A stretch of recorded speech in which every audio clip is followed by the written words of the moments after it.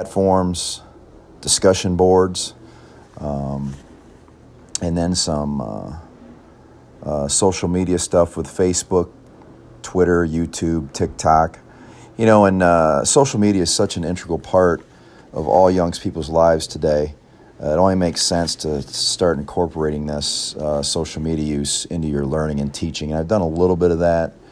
I'm a little bit, I've been involved in teaching 20 years, and so I'm a little more old school. So some of the stuff isn't quite as smooth as it is with some of the younger teachers, but I'm getting better at it. And kids seem to really enjoy it when you start to incorporate these things.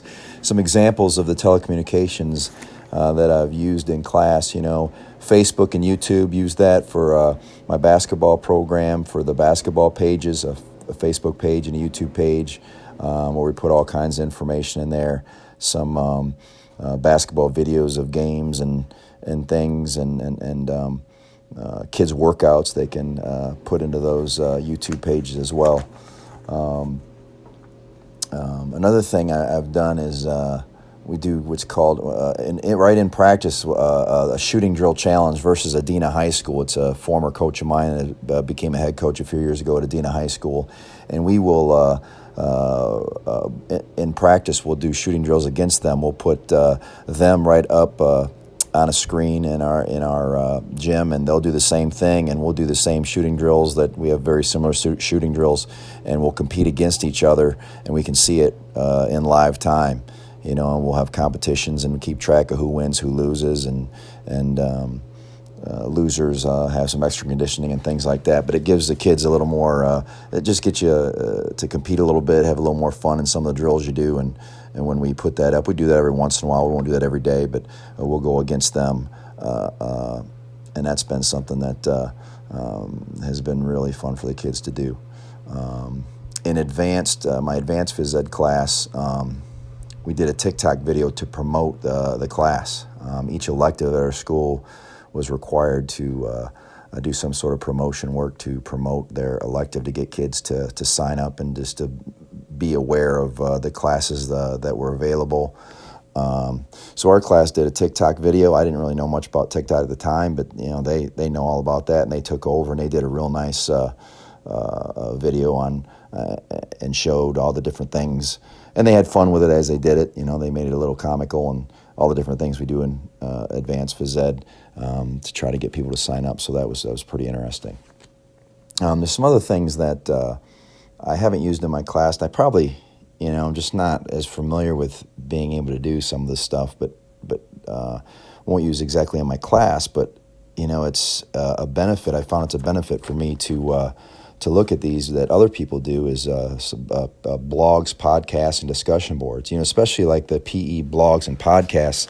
As I looked at some of the links that were supplied in this section, I became a subscriber to some of these, like the PE Specialist podcast. They do one, weekly or monthly. I can't really remember which it is, but there's a lot of good information and just a lot of great ideas you can get from listening to those podcasts that you can then implement something that they have tried into your class. So, I've watched a few of those, and I've become a member, and I plan on watching some of those podcasts as I go through here each week or month to help me, become a better teacher and to make my classes a little more tech savvy.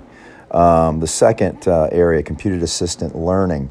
There were 3 good websites that were provided on there that have lots of good information. The Shape America website, a lot of great ideas and tools that I can implement and use within my class. The PE Now website and the Physical Educator site. The PE Now website it was really interesting. I really wish this would have been available when we were on remote for so long, because it had a lot of great remote ideas. With my phys ed classes, I kind of struggled trying to come up with some interesting and creative ways of getting them to do some of these things remotely. And they actually give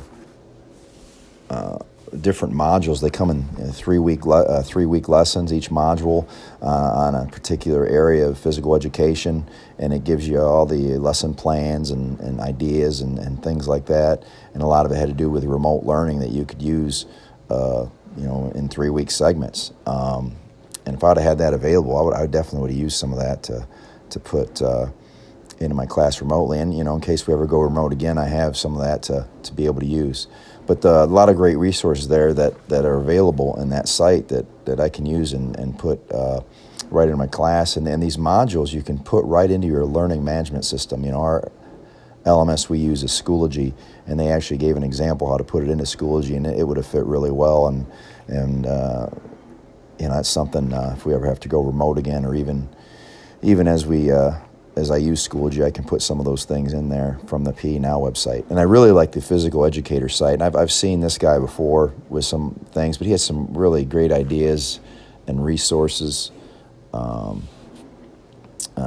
The one thing he had was to put a TV up in your gymnasium with a box to protect it, and you can actually, from your phone, you can just put all sorts of different things up, videos, self-made videos where a kid is performing a skill and the whole class can see, or demonstrating a game, or whatever you're trying to do.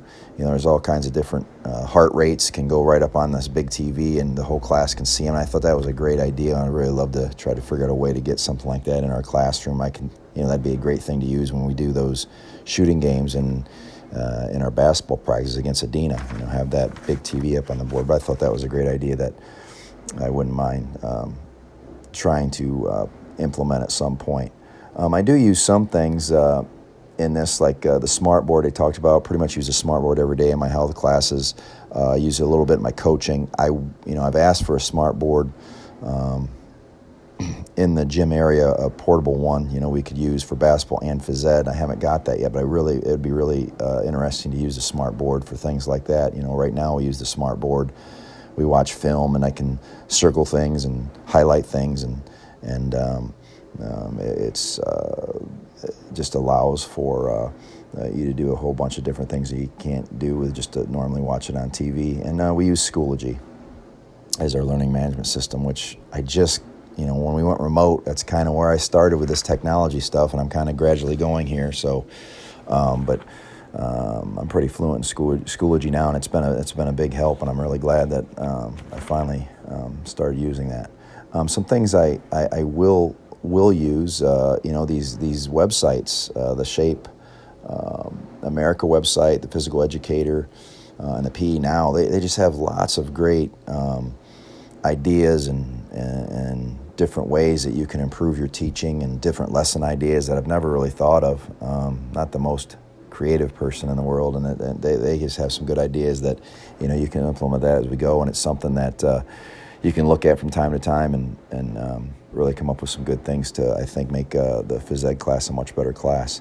And another thing, simulations. It'd be nice to implement some things in simulations where you can do some things that you wouldn't normally be able to do in a phys ed class, like boxing or play different golf courses or skiing, to be able to get a situation where you can use those simulators the kids could do that. I think that would be really interesting.